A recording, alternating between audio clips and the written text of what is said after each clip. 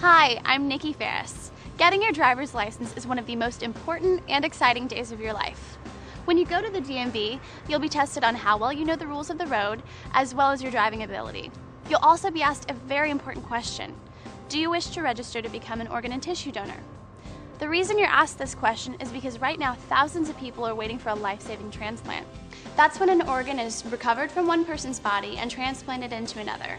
But that can only happen when you say yes to organ donation. Because lives hang in the balance, the state of California has made it easy for residents of driving age to register to become an organ donor after they pass away. Millions of Californians have already signed up. Whether or not you choose to join them will affect your family and may even save someone's life. Someone like Sarah Donay. Beautiful, beautiful, beautiful. Perfect. Oh, I love it, I love it, I love it. I was born with a fatal liver disease called biliary atresia, and the only cure for that is a liver transplant. So at 21 months, I received my first liver. Around a year later, when I was 3, I received another liver, but I've had this one over 17 years. It's been doing great. If Sarah had not had a liver transplant, she would not have made it to the age 2.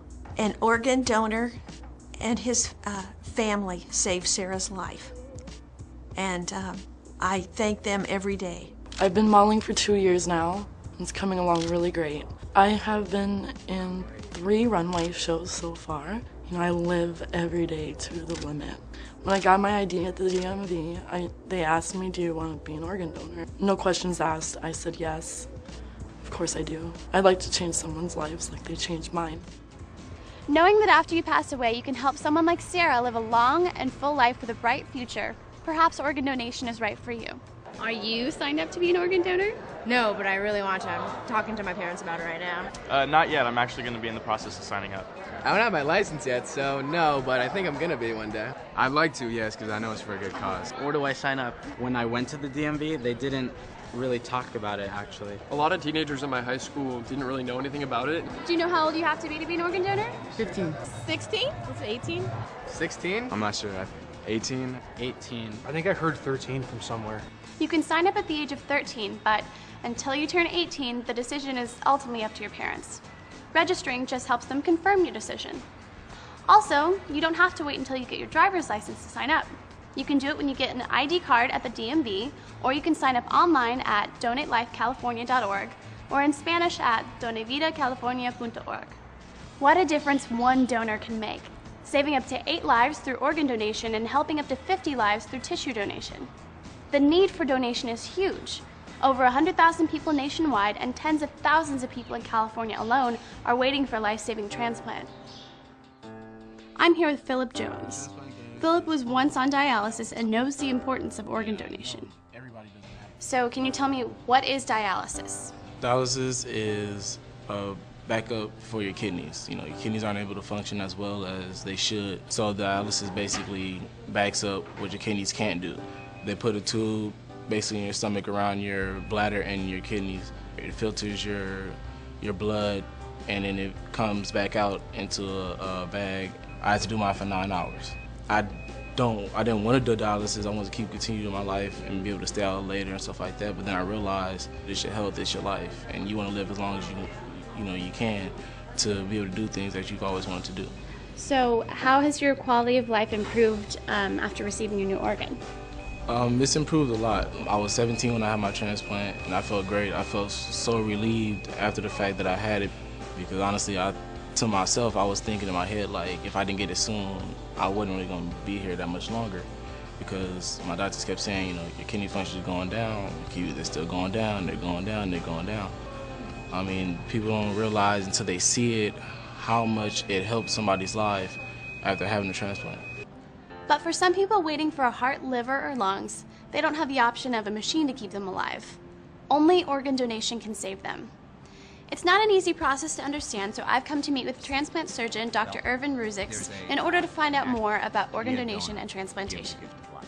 Nikki, there's 2 types of donors.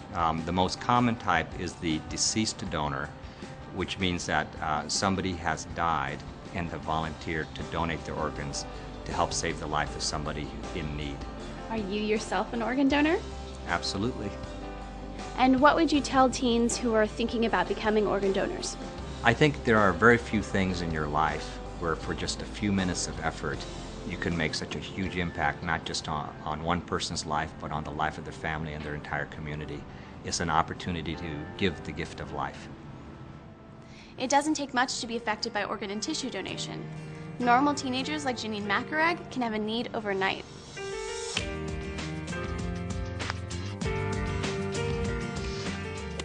So I was playing basketball and my coach asked me to do a one-on-one demonstration, and I had to go full out 100%, and when I went to shoot for the layup, my teammate pushed me against the wall and my ACL had torn. The ACL is a ligament that helps bend your knee and be able to do regular activities throughout the day. The simple things, I just couldn't do it anymore. Like, the pain really had a big impact on me and the injury had a big impact on me.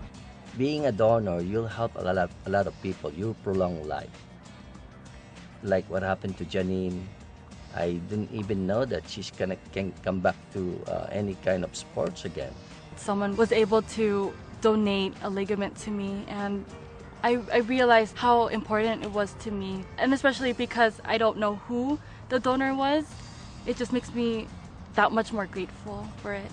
So when it comes to registering as a donor, it really is a matter of life or death. But most importantly, life. If you decide not to register, that's okay. It's a personal choice. But if something tragic does happen to you, the decision to donate does not go away. It becomes the responsibility of your family. And the circumstances under which they have to make that decision could not be more difficult.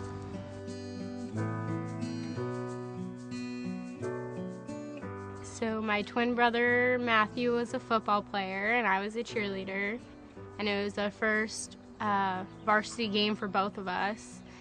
And Matthew was on the field. He went to go block somebody when they hit.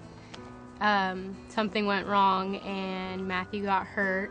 When the doctors came to us and told us that Matthew had brain death, we didn't really know what it was. In essence, we have a situation where there's absolutely no blood flow into the brain. It is not a coma. It's not a permanent vegetative state. It's death.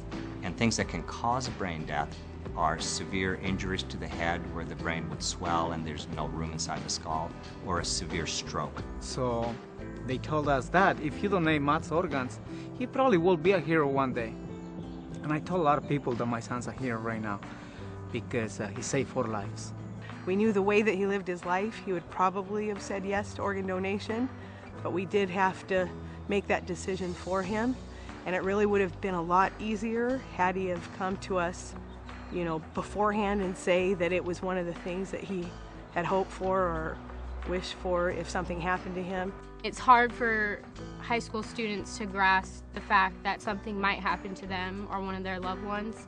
Usually they're stubborn like we were, and they don't think about an accident can happen, and so you should register to be an organ donor.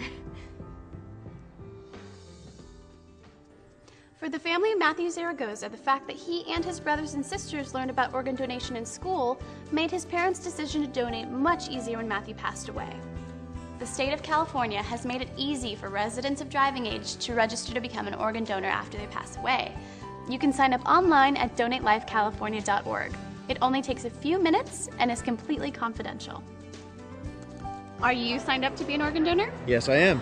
Yes, I am. Yes, of course. I am actually. I signed up. Yeah, I talked it over with my parents. They were a little iffy at first, but I think they're supportive. They understand it's for a good cause, and especially now because my uncle's in need of organs. When my brother donated his organs, he gave the ultimate gift of life to 5 people, and I definitely consider my little brother a hero. Oh, this is my grandpa, Lonnie Johnston Sr., and he donated his organs. He passed away 5 years ago. He helped save and enhance 11 people's lives. From him donating the organs, it feels like it's a part of me too. My little brother, he's 12 years old. They found out that he has a liver disease that just is genetic.